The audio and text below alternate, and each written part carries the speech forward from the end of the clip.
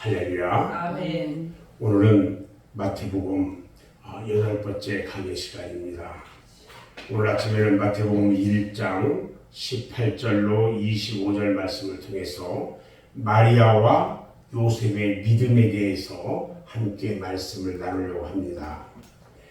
요셉과 마리아는 이 땅 위에서 가장 축복받은 사람들임에 틀림이 없습니다. 아멘. 그러나 그들의 이 같은 축복의 이면에는 그들만이 겪어야 했던 어려움이 있었습니다. 우리가 받아야 할 축복에는요, 이들과 같은 시련과 십자가가 있다는 사실을 안다는 것은요, 참으로 중요합니다.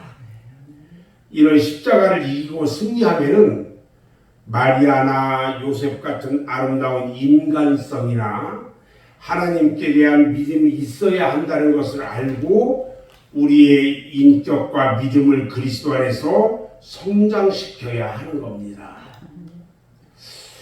먼저 마리아의 그 아름다운 믿음을 먼저 살펴보면은 마리아는요, 예수님의 육신적인 어머니로서 지상에서 가장 복된 여인입니다.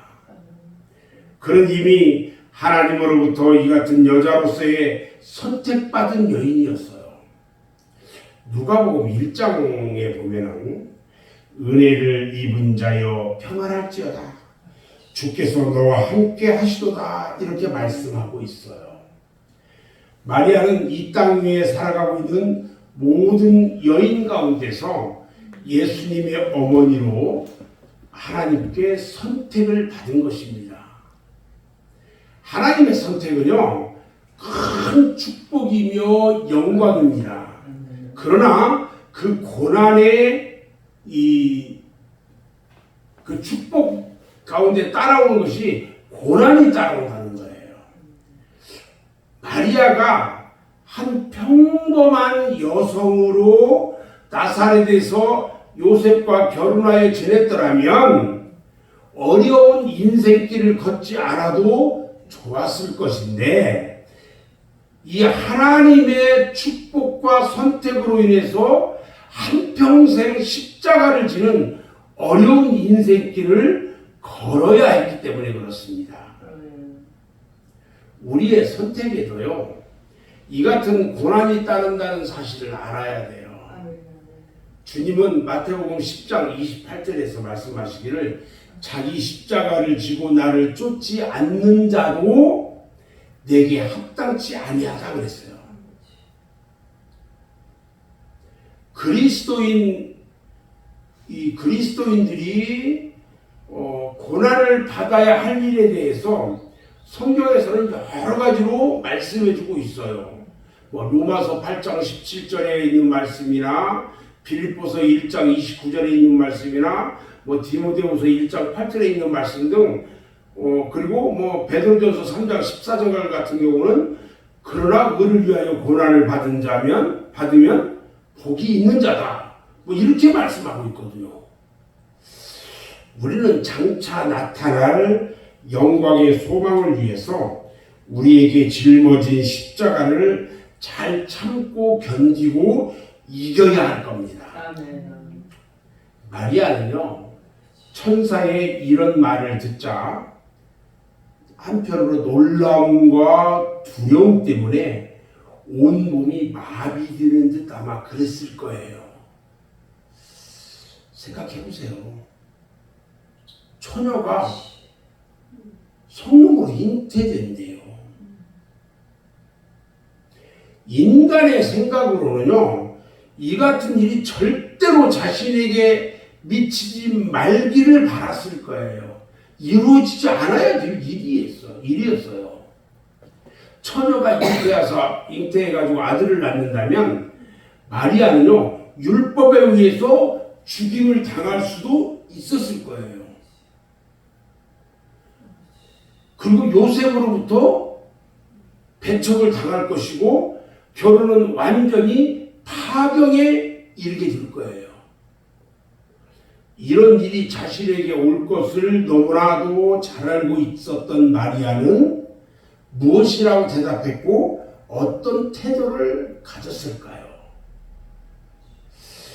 누가복음 1장 38절 말씀을 보면 주의 계집종이 오니 말씀대로 내게 이루어지이다 이렇게 말해요.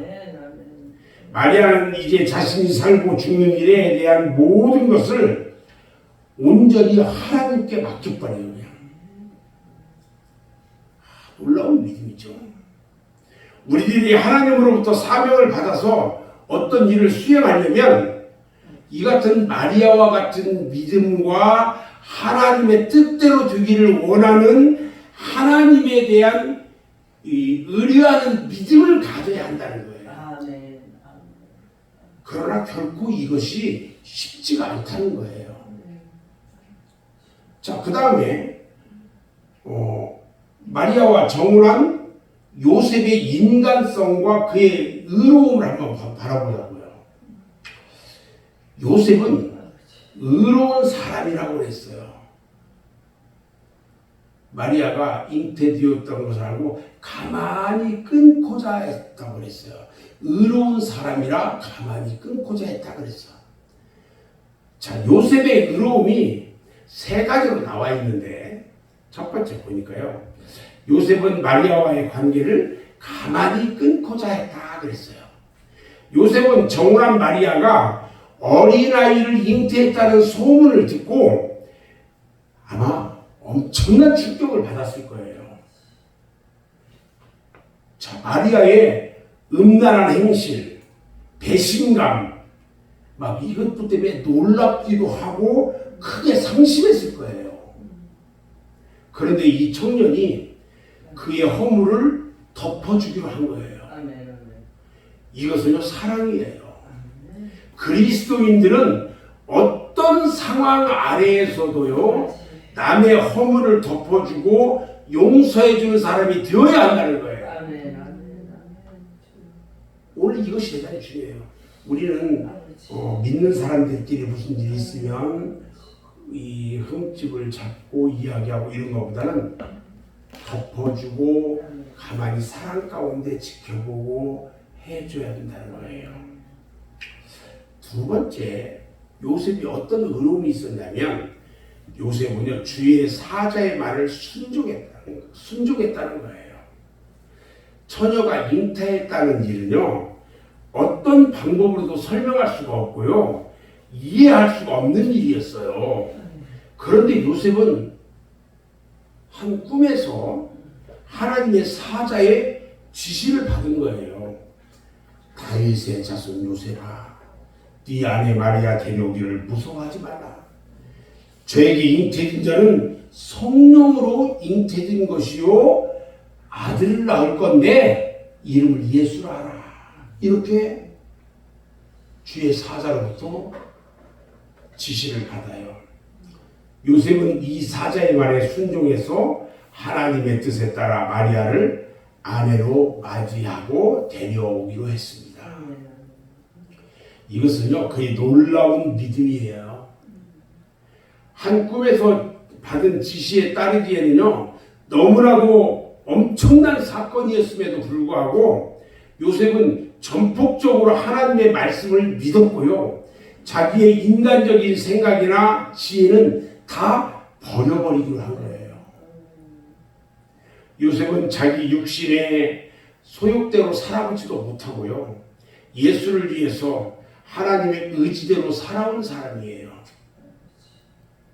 마태복음 2장 13절 말씀을 보면요, 그는 꿈에서 헤롯이 아기 예수를 죽이니 일어나 아기와 그 모친을 데리고 애굽으로 가라, 이 명령을 받고 애굽으로 떠나요. 마태복음 2장 19절 말씀을 보면요, 그가 또 꿈의 지시로 아기 예수와 마리아를 데리고 이스라엘 땅으로 다시 되돌아와요. 그는요, 꿈의 지시함을 받아서 나사렛이라는 동네에 와서 살았어요. 그리고 그 이후에 요셉의 생애는요, 딱 끊어져 버려요. 더 이상의 요셉에 대한 이야기가 성경에 기록되지 않아요. 그 다음에 세 번째 의로운 것이 뭐냐? 요셉은요 아기를 낳기까지 마리아와 동침하지 아니했다고 말합니다.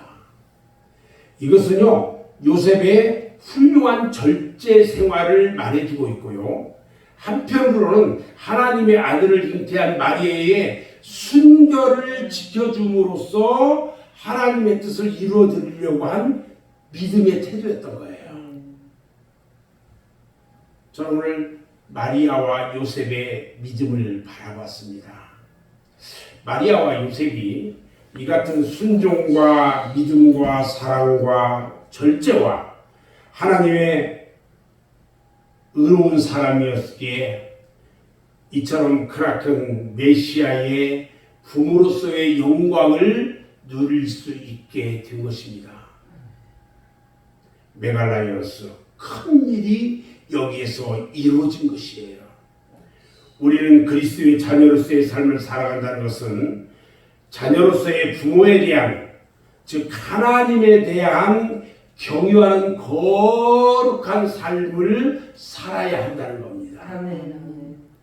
하나님을 위해서 날마다 영광을 돌리며 살아가는 저와 여러분의 삶이 되기를 주님의 이름으로 축원합니다. 아멘.